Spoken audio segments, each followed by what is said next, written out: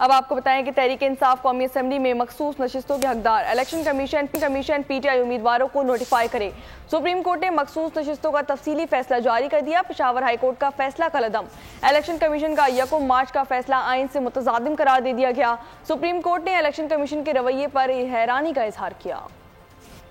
PTI मखसूस नशिस्तों की हकदार, पेशावर हाई कोर्ट का फैसला कलअदम करार। मखसूस नशिस्तों के केस में सुप्रीम कोर्ट ने 70 सफ़हात पर मुश्तमिल तफसीली फैसला जारी कर दिया। फैसले में कहा गया कि आइन या कानून सियासी जमात को इंतखाबात में उम्मीदवार खड़े करने से नहीं रोकता।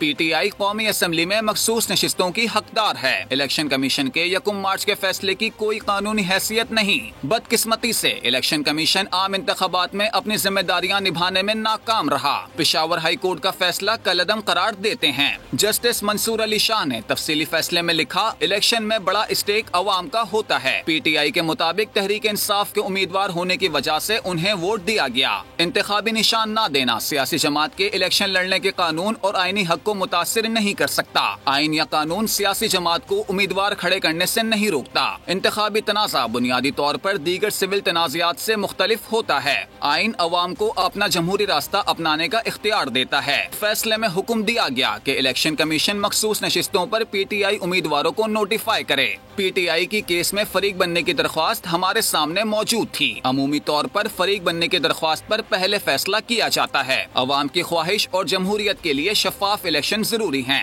अदालत ने मखसूस नशिस्तें अलॉट करने के लिए बनाई गई इंतखाबी रूल्स की शिक 94 भी कलअदम करार दे दी। करार दिया कि इलेक्शन कमीशन ने भी अपने हुक्मनामे में पीटीआई के आईनी हुकूक वाज़ेह नहीं किए। बल्ले के निशान वाले केस में पार्टी के आईनी हुकूक वाज़ेह कर दिए जाते तो इबाहम पैदा ही ना होता। अवाम का वोट जमहूरी गवर्नेंस का अहम जुज है। जमहूरियत का इख्तियार अवाम के पास है। आइन अवाम को अपना जमहूरी रास्ता बनाने का इख्तियार देता है। सब्सक्राइब करें और बेल दबाएं ताकि कोई खबर रह न जाए।